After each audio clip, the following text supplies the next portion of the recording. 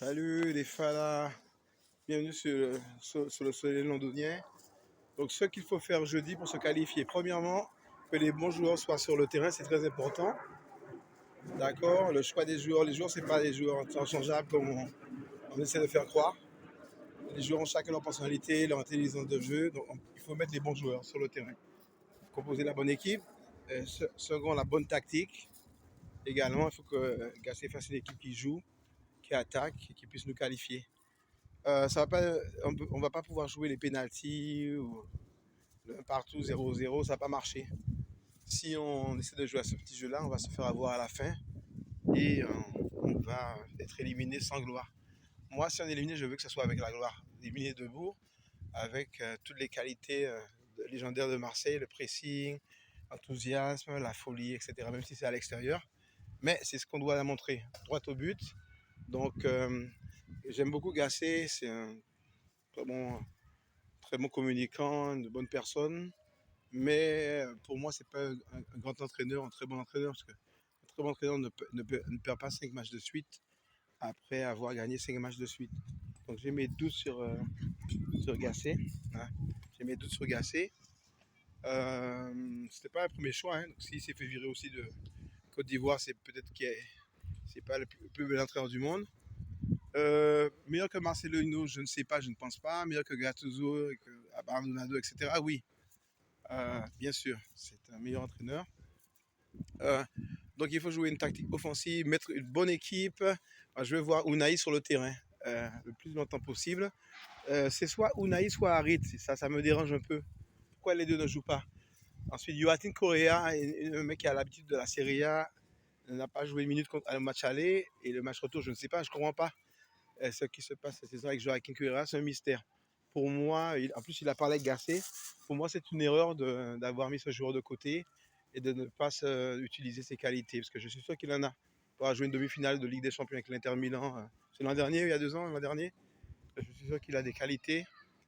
Donc, il faut arrêter de nous faire croire que Joaquin Correa, c'est un joueur lambda, c'est un joueur mauvais, etc. Il a quand même pas mal de sélections pour l'Argentine. Il a joué en Série il y a pas mal d'années. Donc, c'est un bon joueur. Je ne sais pas ce qui se passe à l'OM. Mais en tout cas, je veux que Joaquin Correa ait son mot à dire dans ce match. Et je veux également que Ismail Assar, Unai joue. Voilà. Kondogbia, je suis très déçu de sa saison. Très très déçu. J'attendais beaucoup plus de ce joueur. Mais bon, de toute façon, Onana et Pape Gay ne sont pas qualifiés pour la Coupe d'Europe. Mais de toute façon, ils sont assez nuls aussi les deux.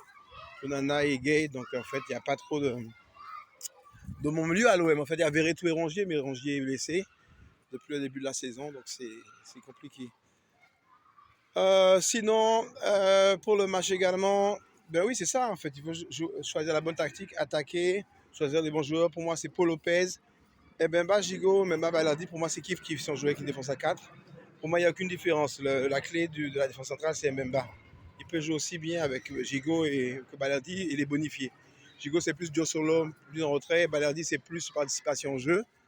Mais franchement, que ce soit Balardi ou Gigot en défense centrale, pour moi, ça ne fera aucune différence.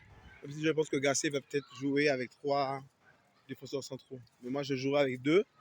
Les latéraux, Soglo, Merlin, je dirais.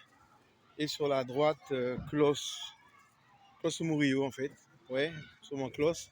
Au milieu, moi, j'aimerais voir Unai, Harit et Verretou. Mais bon, j'imagine que Unai va sauter, que ça sera Kondogbia une fois de plus.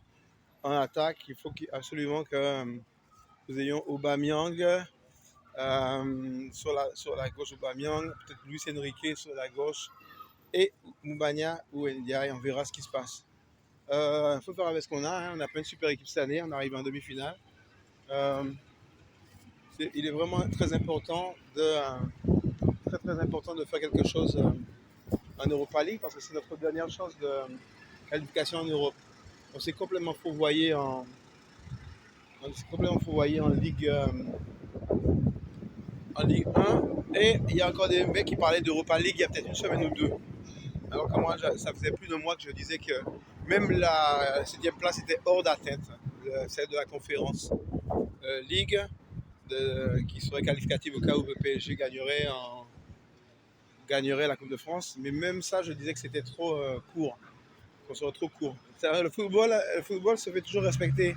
Marseille n'a pas fait d'assez bons matchs, n'a pas fait les efforts pour avoir cette sixième, septième place. Et maintenant, on se rend compte que, ouais, on se rend compte que Marseille sera loin du compte. Parce qu'en fait, quand on profitait du rythme de tortue, d'escargot des autres équipes, mais là, Lyon, Lille, Rennes, etc., ont mis le turbo. Donc là, et Lens également. Donc là, ça va être très difficile de Marseille de finir dans les septièmes. Pour moi, c'est fini déjà. Je pense au mieux huitième, neuvième, dixième, non. Huitième, neuvième, c'est la saison. Donc. Huitième, neuvième avec une finale d'Europa League ou une victoire en Europa League, c'est une bonne saison. Huitième, neuvième avec une demi-finale d'Europa League, c'est une saison exécrable, une saison pitoyable, une saison affreuse.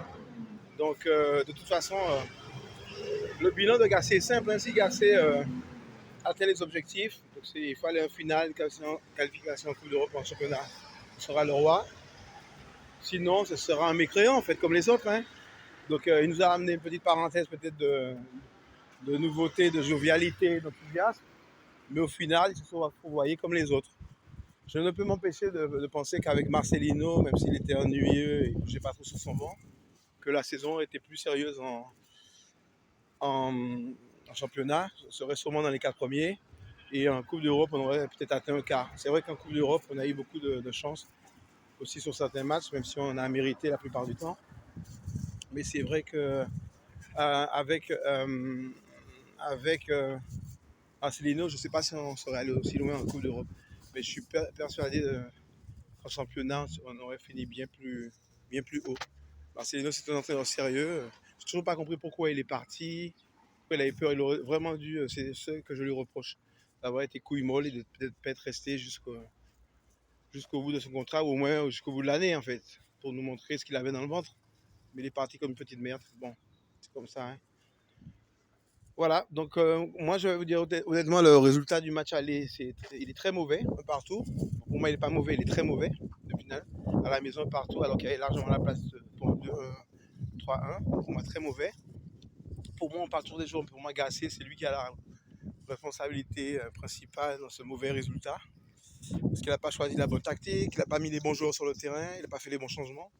Donc très très déçu de Gasset. Et cette séquence de passe à 10 avec Paul Lopez, on remet sur la gauche, on revient, on remet. Paul Lopez a dû toucher 1000 fois la balle sur les 10-15 dernières minutes, quand Marseille, au lieu d'attaquer, se contentait de faire circuler.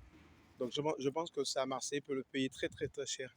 Cette absence de volonté d'attaquer, de garder le ballon et de se contenter du 1 partout, c'est vraiment affreux. Je pense que Marseille va payer ça au prix fort. On verra, mais bon. Je suis relativement pessimiste pour jeudi. Mon fils est optimiste, lui, mais moi, le football m'a appris que normalement, quand on a la place pour faire un résultat et qu'on ne le fait pas, on est souvent puni. Donc, quand on a Aubameyang dans son équipe, on peut toujours espérer quelque chose. Aubameyang, Chancel et Mbemba, c'est Verretou, ces 3 joueurs, en fait, c'est eux qui portent l'OM. Quand on a ces 3 joueurs, on peut toujours espérer le mieux, mais bon, je suis assez pessimiste. Je ne vois pas comment on peut s'en sortir, parce que je ne fais pas trop confiance à Gasset, en fait. Hein. Je pense que Gasset, c'est pas un mauvais entraîneur. Il a ramené un souffle nouveau sur l'OM. Mais franchement, la gestion des matchs, je suis pas vraiment très impressionné par ce qu'il fait. Pour moi, le match contre l'Atalanta, c'est un petit peu un symbole de ses failles, de ses défaillances, enfin, de son manque de qualité en tant qu'entraîneur. Allez l'OM pour jeudi, puis on verra ce qui se passe. Allez l'OM.